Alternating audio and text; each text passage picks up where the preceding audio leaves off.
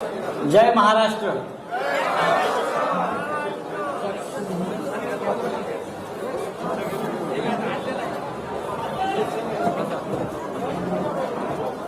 मला असं वाटतं ही आंतरराष्ट्रीय पत्रकार परिषद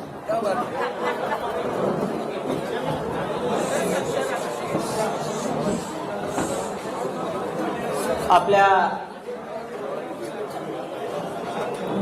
समस्त पत्रकार बांधवांचं शिवसेना भवनात स्वागत। हिंदू हृदय सम्राट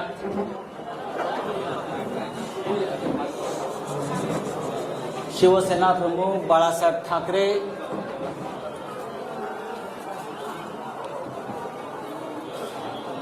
यांना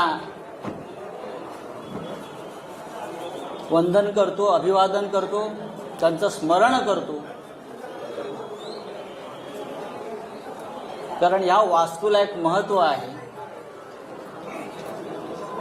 अनेक लढे शिवसेना प्रमुखांच्या नेतृत्वाखाली आम्ही याच वास्तूतून सुरू केलेले। या वास्तूने अनेक हल्ले पचवलेले आहेत।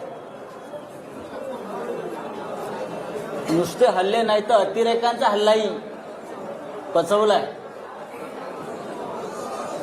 याच वास्तूच्या खाली बॉम्बस्फोट झालेले आहेत अतिरेक्यांकडून।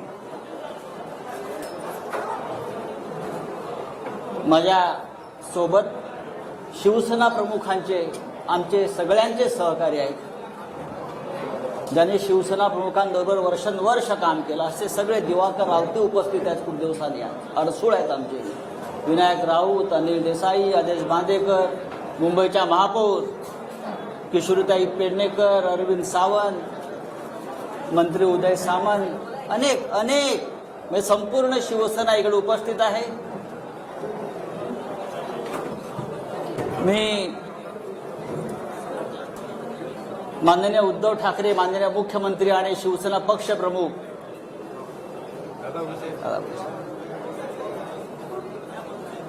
यांना सुद्धा इथूनच नमस्कार करतो, कारण ते वर्षा बंगल्यावरून आपली पत्रकार परिषद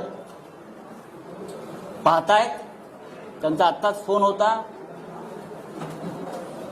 माननीय शरद पवार साहेबांचाही फोन होता,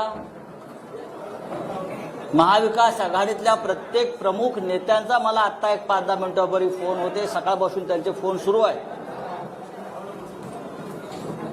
आणि सगळ्यांनी आजच्या पत्रकार परिषदेला आपल्याला आशीर्वाद दिलेले आहेत आणि मला एवढंच सांगितलं, आप आगे बढ़ो, पुढे वा, ही लढाईची सुरुवात तुम्ही करा। महाराष्ट्रावर, मराठी माणसावर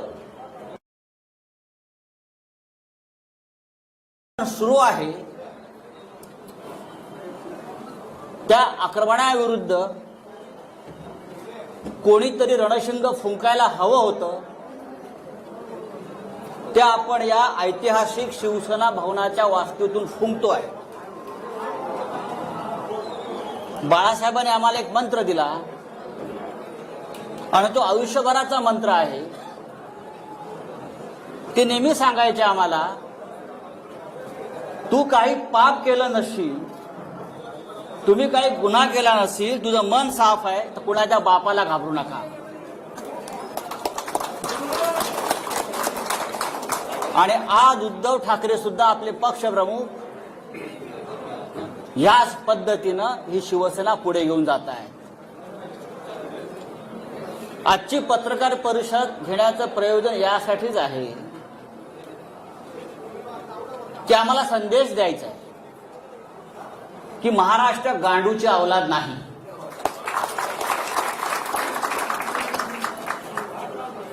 मराठी माणूस बेईमान नाही आणि तुम्ही कितीही नामर्दांगी करून आमच्या पाठीमागे वार केले तरी शिवसेना घाबरणार नाही। यासाठी हे पत्रकार परिषदेचं आयोजन आहे।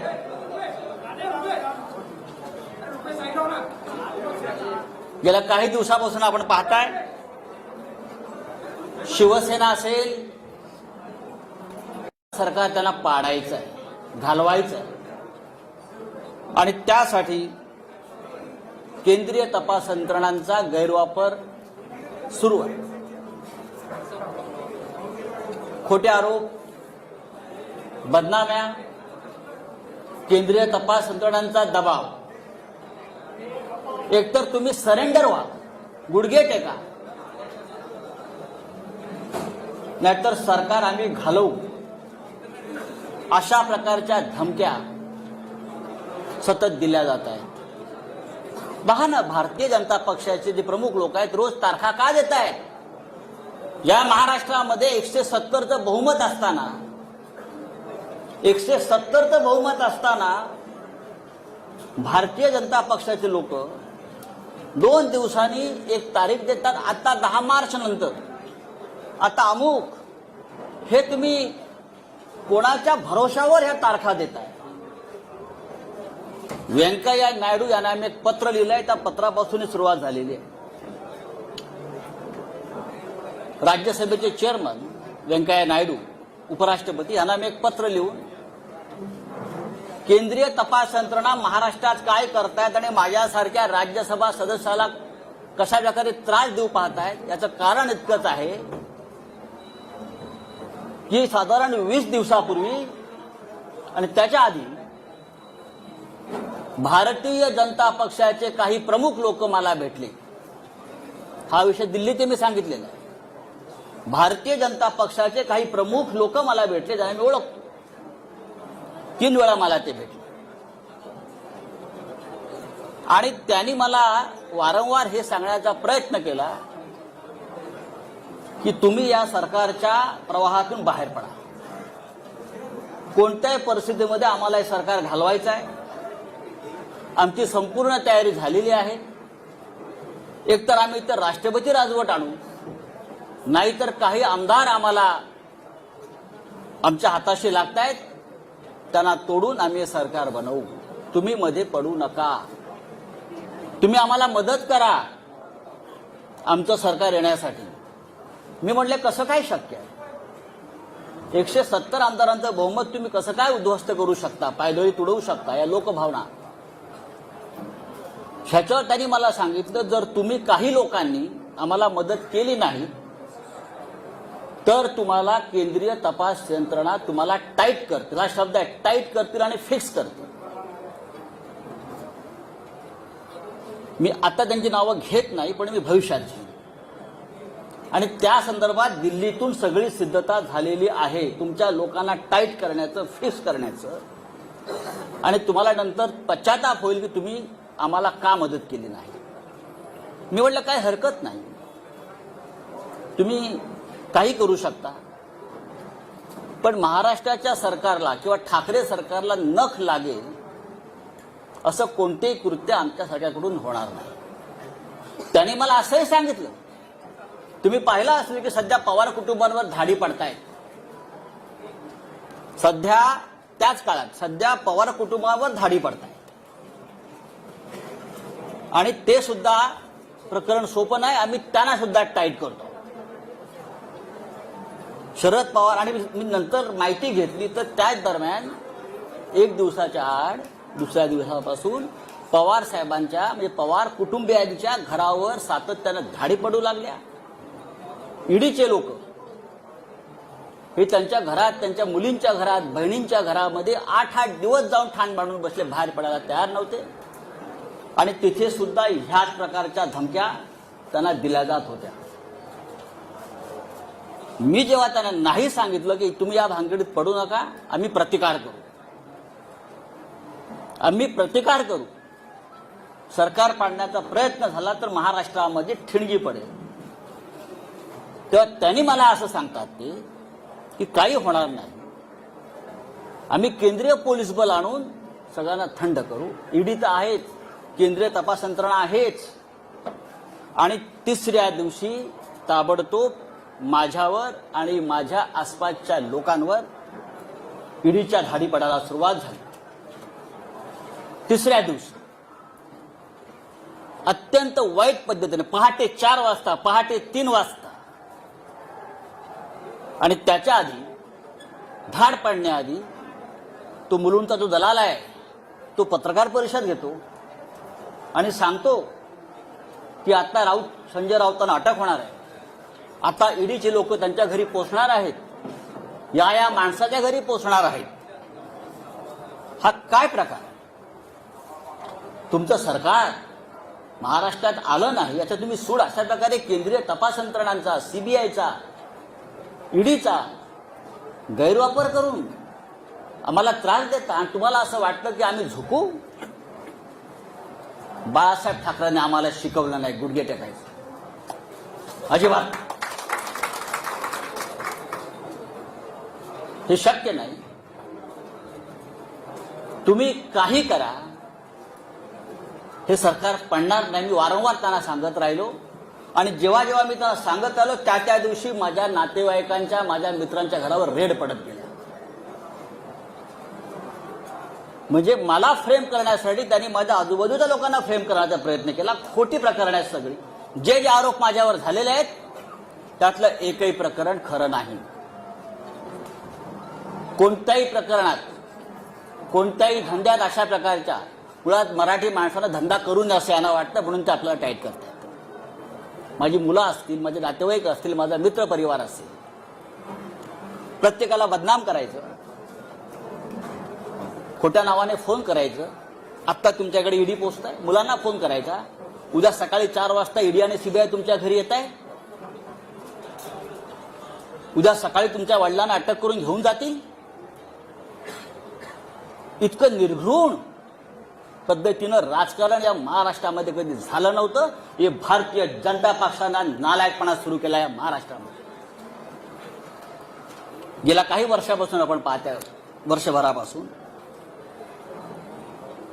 शिवसेना आणि उद्धव ठाकरे यांच्यावरती हल्ले सुरू आहेत. खोटे काय? एक एक प्रकरण मी तुम्हाला आता सांगतो सत्य काय. आतापर्यंत शिवसेनेकडून आपण कधी उत्तर दिलं नव्हतं. आता उद्धवजींनी मला सांगितलंय, आधी लोकांसमोर वस्तुस्थिती येऊ द्या, सत्य येऊ द्या, आणि मग आपण बघू काय करायचं. खरं म्हणजे ही आजची पत्रकार परिषद ही ईडीच्या कार्यालयासमोर घेण्याची आमची योजना होती. पण नंतर आमची चर्चा झाली की सुरुवात इथून करू आणि अंत तिकडे करू. पाहू महाराष्ट्रात कोण राहता येते, तुम्ही राहताय की आम्ही राहतो. हा महाराष्ट्र आमच्या बापाचा आहे.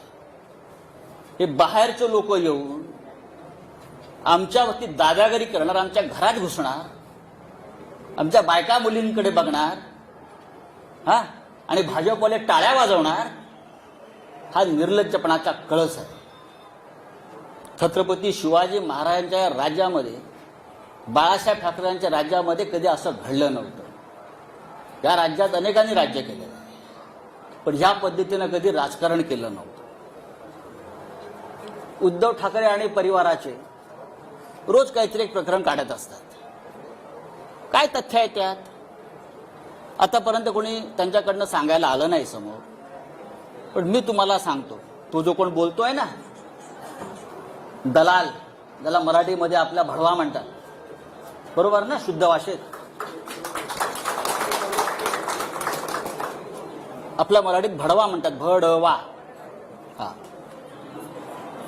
त्याने असं म्हटलं की ठाकरे कुटुंबियांनी कोरलाई गावात, अलिबाग जवळच्या 19 बंगले बांधून ठेवलेत म्हणे. काय? 19 बंगले. ही बेनामी प्रॉपर्टी. 19 बंगले. माझं आव्हान आहे त्या माणसाला, माझं त्या दलालाला आव्हान आहे, आणि आपल्या सगळ्यांना मी सांगतो, कधी सांगा आपण 4 बसेस करू आणि आपण त्या 19 बंगल्यामध्ये पिकनिकला जाऊ. आपण त्या बंगल्यात एक पिकनिक काढू सगळ्या पत्रकारांची. जर तुम्हाला ते बंगले तिकडे दिसले तर मी राजकारण सोडीन, आणि जर दिसले नाही तर त्या दलालाला जोड्याने मारेन. अख्खी शिवसेना जोड्याने मारेन. म्हणजे दिशाभूल करायची, खोटेपणाचा कळस करायचा, भंपकपणा करायचा. कुठे आहेत बंगले? 19 बंगले, 19 बंगले, रोज टीव्हीला चालू 19 बंगले, 19 बंगले. चला दाखवूया, जाऊ आपण तिथे एक पार्टी करू, बंगल्यात बसून देतो चाव्या तुम्हाला. मी उद्धवजीला विचारलं, आम्हाला दाखवा बंगले तुमचे. पण लोकांच्या मनामध्ये भ्रम निर्माण करायचा, खोटेपणा, भंपकपणा, मराठी माणसाचा द्वेष, महाराष्ट्राविषयी असूया. हाच किरीट सोमय्या ज्याने काही वर्षापूर्वी हायकोर्टामध्ये एक पिटिशन केलं होतं, आठवत असेल तुम्हाला. शिशिर शिंदे असतील, त्यांना माहिती आहे. मराठी भाषा, बरोबर ना, मुंबईतून मराठी भाषा शालेय शिक्षणात सक्तीची असू नये यासाठी जो माणूस कोर्टात जातो आमच्या मराठी भाषेविरुद्ध, त्याच्याकडून तुम्ही काय अपेक्षा करता? हा भारतीय जनता पक्षाचा फ्रंटमॅन आणि मराठी कट्टा चालवतात हे लोक मुंबईमध्ये. महानगरपालिका मराठी कट्टा. मराठी भाषेच्या विरुद्ध जो माणूस कोर्टात गेला महाराष्ट्रामध्ये, हाच तो भडवा दलाल आमच्या मराठी भाषेविरुद्ध. आणि काय तुम्ही सांगताय मराठीला अभिजित भाषा दर्जा आम्ही देतोय म्हणून? आधी याचं थोबाड बंद करा, आता आम्ही करू. दुसरा एक तो हल्ली म्हणतो आहे की आमचे श्रीधर पाटणकर आमच्या परिवारातले, त्यांनी म्हणे देवस्थानाच्या जमिनी विकत घेतल्या कर्जतला. मी स्वतः माहिती घेतली. मी काय पाटणकरांशी बोललो नाही, पण मी स्वतः माहिती घेतली त्या संदर्भात काय आहे. माझं त्याला आव्हान आहे हा आरोप करणारा. पाटणकरांनी देवस्थानाची जमीन कुठे आणि कशी विकत घेतली तुम्ही दाखवा. जी काय जमीन तुम्ही दाखवताय ही जमीन त्यांनी, म्हणजे हे बापरे, आणि याच्याकडून त्याच्याकडे, त्याच्याकडून ह्याच्याकडे, त्याच्याकडून ह्याच्याकडे, त्याच्याकडून ह्याच्याकडे, असे मध्ये 12 लोक आहेत. आणि 12व्या माणसाकडून पाटणकरांनी खरेदी केली. त्यांचा आणि देवस्थानाचा काही संबंध नाहीये. 2014 साली ही जमीन त्यांनी सलीम बिलाखियाकडून घेतलेली आहे. बिलाखियाने अविनाश कडूकडून घेतलेली आहे. अविनाश कडूने अर्जुन गुरवकडून घेतलेली आहे. अर्जुन गुरवने विठ्ठल गुरवकडून घेतलेली आहे. असे एक मोठी अशी काय त्याच्यामध्ये नाव आहे. देवस्थानाकडून जमिनी आम्ही खरेदी केल्या. काय कशा करता? संजय राऊत, आमचे आनंदराव अडसूळ, ते वारंवार सांगतायत की मी निर्दोष आहे, माझ्यावरती खोटे आरोप आणि हे फ्रेम केलेले आहेत. तरी त्यांच्या विरोधामध्ये बोलत राहायचं, त्यांची बदनामी करत राहायचं. आनंद अडसूळ आमचे, भावना गवळी, रवींद्र वायकर, अनिल परब आणि सगळं झालं होतं मग माझ्याकडे. कारण मी म्हटलं सरकार पडू देणार नाही, प्राण जाय पर वचन न जाय. तेव्हा माझ्या मागे लागले. त्यांनी केलेला प्रत्येक आरोप हा खोटा आहे. माझ्या आयुष्यामध्ये मी कधी चुकीचं काम केलं नाही. आज सकाळीच मला कळलं की माझ्या बँकेत ईडीचे लोक गेले आहेत. माझ्या बँकेत सारस्वत बँक, स्टेट बँक, मला तो फोन आला की ईडीचे लोक आले. काय म्हणून? तुमचे 20 वर्षाचे म्हणे बँकेचे स्टेटमेंट्स घेऊन गेले. 20 वर्षाचे. बोलो ठीक आहे, घेऊन जाऊ द्या. बरं, ईडीचा तपास कसा आहे बघा, फार गमतीचा तपास आहे. माझं गाव अलिबाग. आता माझी जमीन लहानसण जी असेल ती अलिबागलाच असेल ना, ती मॉरिशसला नसेल, किंवा भारतीय जनता पक्षाच्या नेत्यांप्रमाणे कुठे लंडन अमेरिकेत माझ्या प्रॉपर्ट्या नसतील. 50 गुंठे जमिनीचा तपास ईडी करत आहे. किती?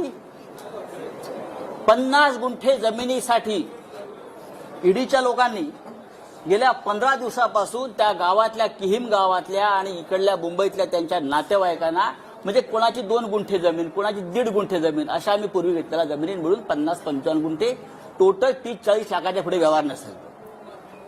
पहाटे 4 वाजता घरात घुसायचं, त्या गरीब लोकांना उचलायचं आणि ईडीच्या कार्यालयामध्ये आणून बसवायचं आणि धमक्या द्यायच्या, तुला जेलमध्ये टाकेल, तू संजय राऊतांच्या विरुद्ध लिहून दे, की तुला त्याने किती कॅश दिली. गरीब लोक आहेत, घाबरतात. त्यातले काही लोकांचे आई वडिलांकडून घेतलेले आहेत, ते मरून गेलेले आहेत बरं का. 12-12, 14-14 तास बेकायदेशीरपणे त्यांना डांबून ठेवण्यात आलं. कोणत्या कायद्यानं, कोणता तपास आपण करताय? 55 गुंठे जमिनीचा तपास ईडी करताय. किती मोठं काम आहे ईडी समोर. धमक्या देतायत, दादागिरी करतायत. जेल में डालेंगे, इधर नहीं तिहार के जेल में डालेंगे, तिहार के. सगळ्यांचं नोटिंग झालेलं आहे. हे कोण आहेत ते बघू 2024 नंतर काय करायचं ते. ही कोणती पद्धत आहे? आमच्या मुलीच्या लग्नाच्या हिशोबाला लागलेत. फुलवाले, पताकावाले. आश्चर्य वाटेल, मेहंदीवाल्याकडे पण गेले. मेहंदीवाल्याकडे गेले. मेहंदी, हे नेल पॉलिश करणारे. कितना पैसा दिया, कितना पैसा दिया? हे ईडीचं काम, हे ईडीचं काम. गुजरातमध्ये 25,000 कोटीचा घोटाळा झाला. त्यांच्या डोळ्यासमोर 2 वर्ष FIR नाही घेतली तुम्ही. 1 वर्षापूर्वी मुंबईत एक लग्न झालं एका भारतीय जनता पक्षाच्या नेत्याच्या मुलीचं. आम्ही का बोललो का? ते वनमंत्री होते म्हणून त्यांनी त्या लग्नाचा सेट जंगलाचा केला, जंगलाचा. आणि त्याला फील यावा जंगलाचा म्हणून ते कार्पेट टाकलं होतं. त्याची किंमत 9.5 कोटी रुपये होती. ईडीला काय दिसलं नाही का हे? आम्ही म्हणतो घरातलं लग्न आहे, घरात शिरायचं नाही. पण आमच्या घरात तुम्ही शिरता अशा पद्धतीने. म्हणजे ही काय पद्धत काय? मुलांच्या घरात तुम्ही शिरताय, मुलांच्या दुकानात शिरताय, मुलांच्या कामाच्या ठिकाणी शिरताय, दादागिरी करताय, देख लेंगे बोलताय. अरे बघा ना, मी सांगतो बघा. मी पहिला माणूस आहे सांगणारा की बघा म्हणून. बघूनच घ्या. जेलमध्ये टाकणारा टाका, मी जायला तयार आहे. पण माझ्याबरोबर तुम्ही सुद्धा असाल सगळे. आता मी काही गोष्टी तुम्हाला सांगतो,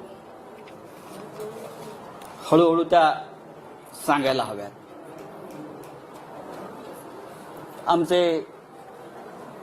मला कोणतरी म्हटलं की तुम्ही जे कपडे शिवले तिथे पण जेडीवाला गेले होते म्हणजे लग्नाचे कपडे शिवले.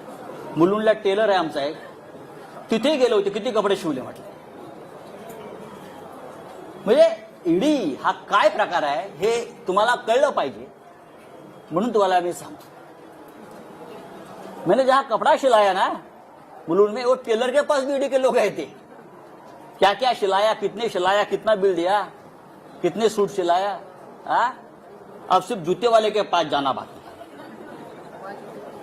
हाँ, जाने दो कहाँ जाना चाहिए, लेकिन टक्कर शिवसेना से आप ध्यान में रखिए.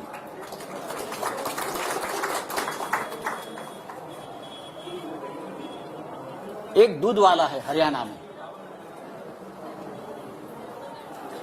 हरियाणा में एक दूध वाला है, मिल्कमैन,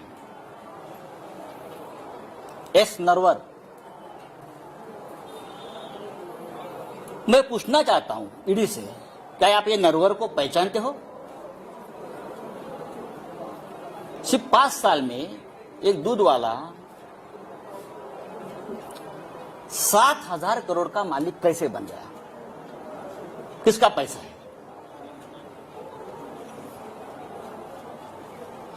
7,000 करोड़ का मालिक कैसे बन गया? जब से महाराष्ट्र में बीजेपी की सरकार आ गई तब से उसका महाराष्ट्र में आना जाना शुरू हो गया.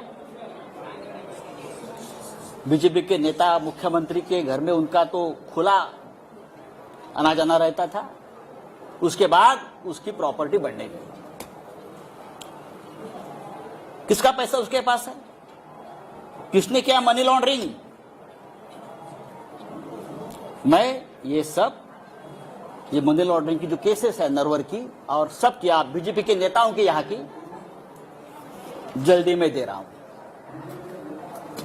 जल्दी दे रहा हूं. 7,000 करोड़ में से 3,500 करोड़ ये महाराष्ट्र से गए हैं।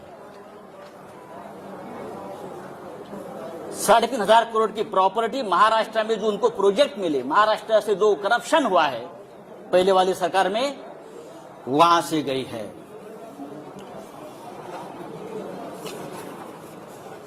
महाराष्ट्र में सबसे बड़ा घोटाला जो है फडणवीस सरकार के काल में, बहुत हो गए, लेकिन सबसे बड़ा घोटाला हुआ है महा आईटी में। 25,000 करोड़ का घोटाला है। 25,000। कौन है अमोल काळे? कहां छुपाया है उसको बताइए। Who is Amol Kale? Who is Vijay Dhavangale? सबके अकाउंट्स, सबके लिंक्स, सबके मनी ट्रांजैक्शंस, सबके किसके साथ जुड़े हैं, बिना टेंडर किसको कॉन्ट्रैक्ट मिले हैं, पैसा कहां कहां गया है। 2 दिन में जाएगा ईओडब्ल्यू के पास, फिर जाएगा ईडी के पास। 5,000 करोड़ का तो हिसाब मेरे पास आया है। 5,000 करोड़ का हिसाब मेरे पास आया है, वो जाएगा। हमारी 1 गुंठा जमीन आप निकालते हो, हमारे कितने बंगले, 19 बंगले निकाल रहे हो जो नहीं है जमीन पर। हाँ, मैं सेंटर ही हूं, आप मुझे नहीं बदल सकते। आप मुझे बताइए, ईडी के पास काम नहीं है क्या? जो हमारे जैसे मिडिल क्लास लोग जो है महाराष्ट्र में, उनके पीछे पड़े हो। पढ़ना है तो पढ़ लीजिए, लेकिन आपने गलत आदमी से पंगा लिया है। आपने शिवसेना से पंगा लिया है, आपने महाराष्ट्र से पंगा लिया है। मैं इतना आपको बताना चाहता हूं। अब मैं वापस आता हूं, परत आता मी येतो। तुमचे प्रिय जे रोज असतात ना ततपप करत, त्यांनी म्हणे पीएमसी बँक घोटाळा काढला। पीएमसी बँक घोटाळा, दुसरे काढलंय पत्राचाळ, आणि पीएमसी बँक घोटाळा पत्राचाळीशी त्यांनी आमचा सगळ्यांचा संबंध लावला। माझं तिथे बँकेत कधी खातं नाही, मला ती बँक कुठे माहित नाही। पत्राचाळ मी अद्याप बघितलेली नाही। ठीक आहे, माझ्या आसपासचे मित्रपरिवार त्या व्यवसायात पुढे असतील, मला माहित नाही, असू शकतात माझे। आणि मी कधीही ज्यांची नावं घेतली आहेत ते सगळे माझे मित्र आहेत, मी कधी टाळणार नाही। मी पळपुटा नाही, माझे मित्र आहेत ते, आणि माझे मित्र आहेत म्हणून त्यांना फ्रेम केलेलं, हे पण मला माहिती आहे, मला त्रास देण्यासाठी। आता हे जे कोणी आहेत तुमचे दलाल, भडवे, ज्याला आपण मगाशी म्हणत होतो, ते वारंवार जे सांगतायत की पीएमसी बँक घोटाळ्यातले पैसे वापरतायत, आले आहेत। राकेश वाधवान, मला वाटतं नाव त्यांचं, राकेश वाधवान हे पीएमसी बँक घोटाळ्यातला एक असा आरोपी आहे। तो बिल्डर आहे मोठा, तो होता। बरंच काय का सांगतात, आमचे सगळ्यांशी त्याचे संबंध आहेत, आणि पीएमसी बँक घोटाळ्यातले पैसे आम्ही वापरतो आहोत। आता फार एक महत्वाची गोष्ट मी तुम्हाला सांगतो। राकेश वाधवानला त्या काळात कोण ओळखत नव्हतं, सगळेच ओळखत होते। राकेश वाधवानच्या खात्यातून बीजेपीच्या अकाउंटला 20 कोटी रुपये गेलेले आहेत पक्षनिधी म्हणून। बीजेपीच्या अकाउंटला 20 कोटी ऑफिशियली गेले आहेत राकेश वाधवानच्या, हे सगळ्यांना माहिती आहे। पण आता हे जे महाशय बोलतात आमच्यावर कि राकेश वाधवान, पीएमसी बैंक घोटाला, भ्रष्टाचार, ईडी वाले सुनो, अगर ईडी वाले कहां सुनते होगे आज मेरी बात उनको सुननी पड़ेगी आज। ईडी और CBI, EOW,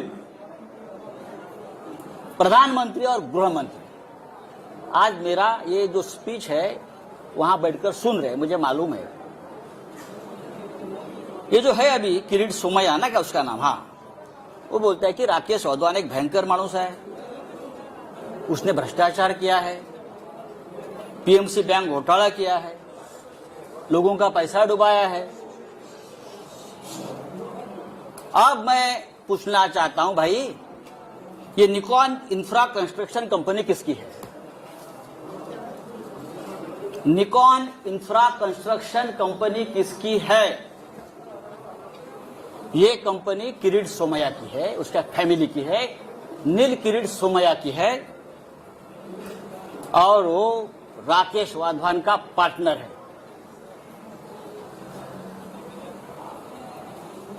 Nikon इन्फ्रासाठी PMC bank घोटाळ्यातल्या पैशाची गुंतवणूक करून हजारो कोटी रुपयाचा प्रकल्प त्याने मौजे गोखिवरे तालुका वसईत उभारलेला आहे। हे मी पुराव्यासह सांगतोय। पीएमसी बँक घोटाळ्याचा मास्टर माइंड एचडीआयएलचा राकेश वाधवानशी यांचा थेट आर्थिक संबंध आहे। पीएमसी बँक घोटाळ्यातल्या प्रकरणात ब्लॅकमेल केलं यांनी आणि वाधवानकडून कोट्यावधी रुपयाची जमीन यांनी आपला एक फ्रंटमॅन आहे लाडानी म्हणून त्याच्या नावावर घेतली आणि प्लस कॅश पण घेतली यांनी। ही कॅश 80 ते 100 कोटीच्या घरात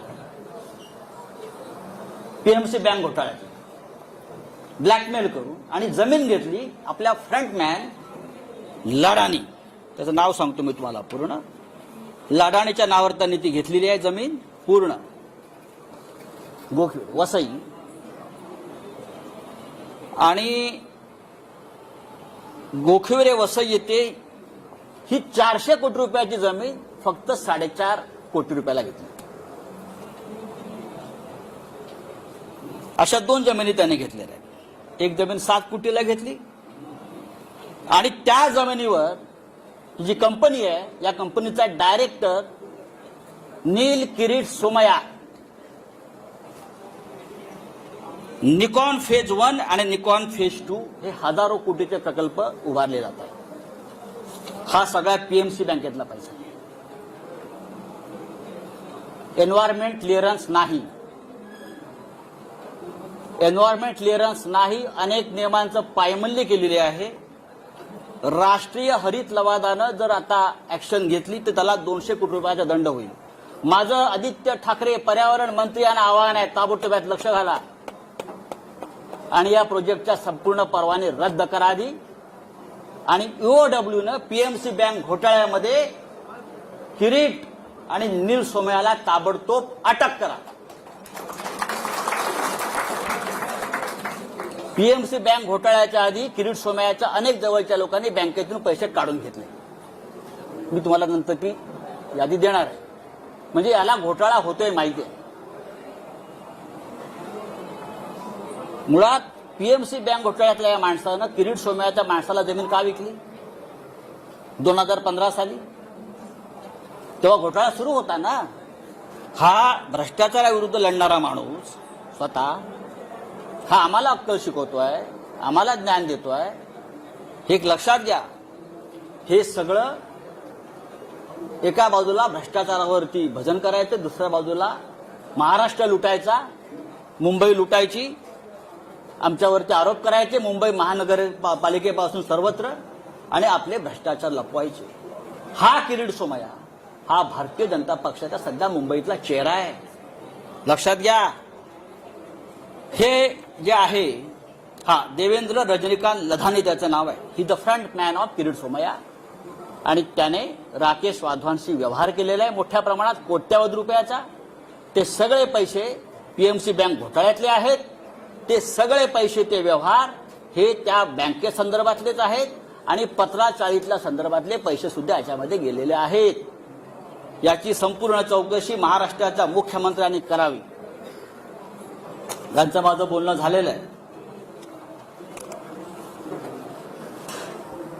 हे फक्त मी 5% सांगितलंय, कारण बाकी सगळे पेपर्स आज जातील।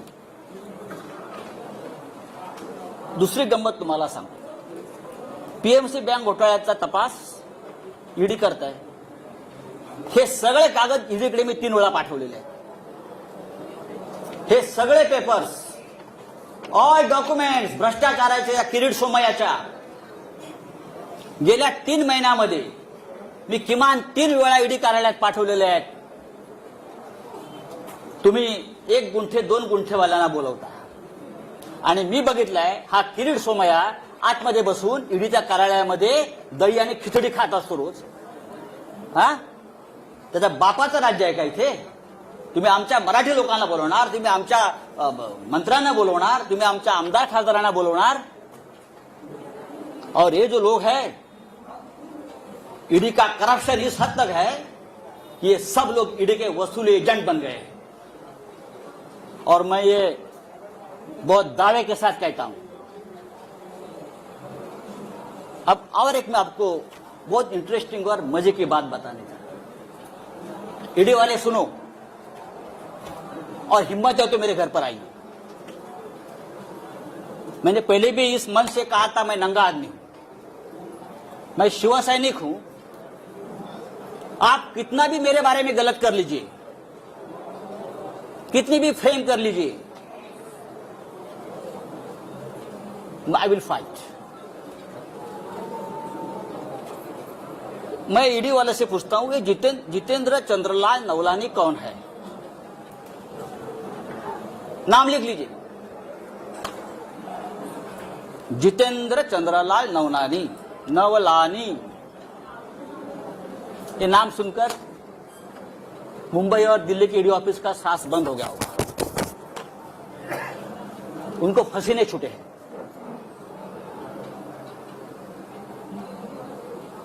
चार महीने से मुंबई के जो बिल्डर्स है बड़े बड़े, उनसे वसूली चल रही है ईडी के नाम पर. मुंबई के 70 बिल्डर, प्रतिष्ठित बिल्डर, उनसे ईडी के नाम पर जो वसूली हो रही है उसको ईडी को भी पता है, कुछ अधिकारियों को पता है. ये कौन है, ये किसके लोग हैं, सब डेटा मेरे पास है. और मैं सबसे पहले प्रधानमंत्री मोदी जी को इस बारे में, जैसे वेंकैया जी को लिखा है, मैं मोदी जी को लिखूंगा, मैं अमित शाह जी को लिखूंगा. बाद में जानकारी यही जगह से आपको दूंगा. जितेंद्र नवलानी, फरीद शमा, रोमी और फिरोज शमा, ये 4 किसके एजेंट हैं? मुंबई के 60 बिल्डरों से लोगों ने लगभग 300 करोड़ रुपए जमा किए हैं. कहां हो गया उसका मनी लॉन्ड्रिंग, मैं आपको बता दूंगा जल्दी. उसमें कितने ईडी के अफसर शामिल हैं, कहां बैठते हैं, कहां खाते हैं, कहां पीते हैं और क्या अय्याशी करते हैं, ये मैं देश को बताऊंगा. चाहे आप मुझे गोली मारो, आप मुझे जेल में डालो, आप कुछ भी करें, मैं आपसे डरने वाला नहीं हूं. आप करिए, आपको जो करना है करिए. अभी जो बात मैंने आपसे कही है, ये आप बात समझ लीजिए. महाराष्ट्र को बदनाम करना की एक बहुत बड़ा साजिश है. महाराष्ट्र, बंगाल और झारखंड, ये 3 राज्यों की सरकार गिराने की साजिश चल रही है और ईडी और सीबीआई का हथियार बना रहे हैं. हमारे जैसे लोग जो पार्टी के लिए अपनी जान देने को तैयार है, हमारे जैसे लोग, हम सबको तकलीफ देंगे, धमकाएंगे, डराएंगे. लेकिन भाई, आपने हमारा डीएनए अभी तक देखा नहीं है क्या है. ऐसी कोई जेल बनी नहीं है कि मुझे 2 साल तक जेल में रखे. हमने बहुत देखा है जिंदगी. आइए, अरे बच्चों को धमकाते हैं लोग, ईडी वाले छोटे छोटे बच्चों को धमकाते हैं. 80 साल के एक बुढ़े को पकड़ कर लेके गए अलीबाग से, 80 ईयर्स ओल्ड हार्ट पेशेंट. वो रो रहा था कि मुझे अब याद नहीं है भाई, इतने साल का एक ट्रांजैक्शन है, मुझे कैसे याद होगा 2-4 लाख का ट्रांजैक्शन है. तू यहां ही मरेगा, तू घर में नहीं जाएगा. इस प्रकार से ईडी के अधिकारी ने उसको धमकाया. अमित शाह, मोदी जी से मेरा ये निवेदन है, क्या यही आपकी डेमोक्रेसी है? आप इमरजेंसी के बारे में बड़े बड़े भाषण देते हो, आक्रोश करते हो, और ये आपकी एजेंसी, अरे हमसे लड़ो ना। जिस दिन मेरे रिलेटिव्स के ऊपर, मेरे दोस्तों के ऊपर रेड्स हो रही थी और इनोसेंट लोगों को पकड़कर लेके जा रहे थे, उस रात को मैंने अमित शाह जी को फोन किया था। उस रात को मैंने अमित शाह जी को फोन किया था। मैंने कहा कि अमित शाह जी, मैं आपका बहुत रिस्पेक्ट करता हूं, आप बड़े नेता है, देश के गृह मंत्री है, लेकिन ये जो चल रहा है ये ठीक नहीं है। अगर आपकी मुझसे दुश्मनी है तो आप मुझे अरेस्ट करिए, मैं तैयार हूं, आप मुझे टॉर्चर कीजिए, लेकिन आप मेरे नजदीकी, मेरे दोस्त, मेरे रिलेटिव्स, मेरे बच्चे, आप उनको क्यों टॉर्चर कर रहे हो आपकी एजेंसी? मैंने कहा उनको, और भी मैंने लोगों से बात की। ये शिवसेना भवन है, बाला साहब ठाकरे जी से हमने हमेशा प्रेरणा ली है। ये महाराष्ट्र है, ये छत्रपति शिवाजी का महाराष्ट्र है। मैं इतना ही कहूंगा, आप करिए कुछ भी, हम झुकेंगे नहीं, हम डरेंगे नहीं, हम झुकेंगे नहीं, लेकिन आपको झुकाएंगे हम।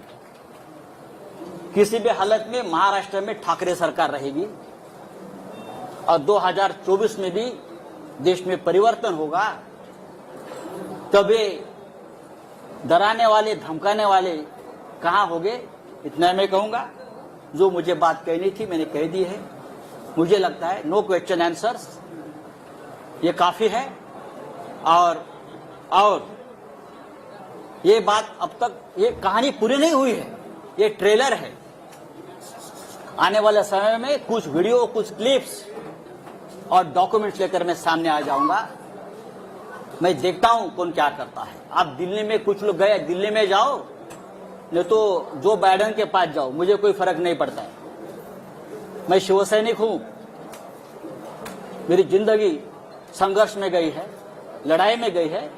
बाला साहब ठाकरे जी का मुझे हमेशा आशीर्वाद मिला, हम सबको, हम हारने वाले नहीं है। जय हिंद, जय महाराष्ट्र।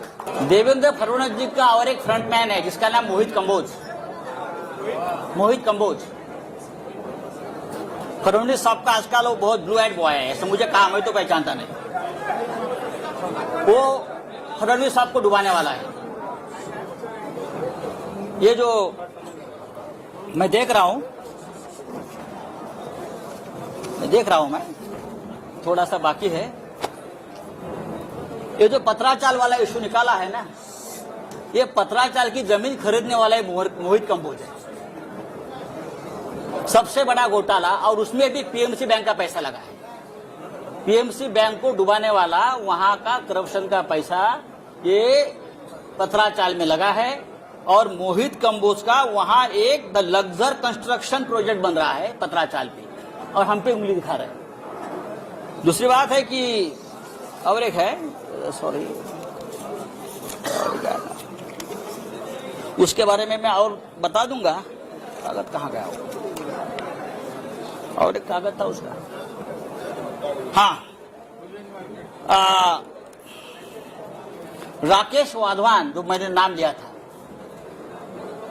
राकेश वाधवान, उसके पास से ये मोहित कंबोज के केबीजी ग्रुप ने 1,65,000 स्क्वायर मीटर की जगह में 40 एकड़ क्षेत्र में से 455,715 स्क्वायर मीटर, जिसकी कीमत है 12,000 करोड़, मोहित कंबोज ने खरीद लिया। कितने में खरीद लिया? 100 करोड़ में सिर्फ। कैसे? किसका पैसा है? और लोग बोलते हैं ये हमारे फडणवीस साहब का ब्लू आइड बॉय है, ब्लू आइड बॉय है। ये Kamboj bio farming private limited, KBG ventures, आयरमैन real estate, Tirth experience private limited, KBG hotels, Shivabi hotel, silver stick film company, Kaal Bhairav ventures, naps media solutions, PM reality, Kaal Bhairav, उसमें किसका पैसा कहां से आया है?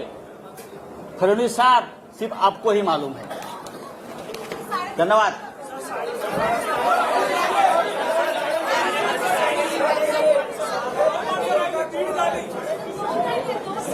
उद्यापासून तुम्हाला कळेल जैसे जैसे कोई आधा है, कोई पाव है, कोई चाराने वाला है, जैसे जैसे अंदर जाएंगे वैसे वैसे आपको पता चलेगा।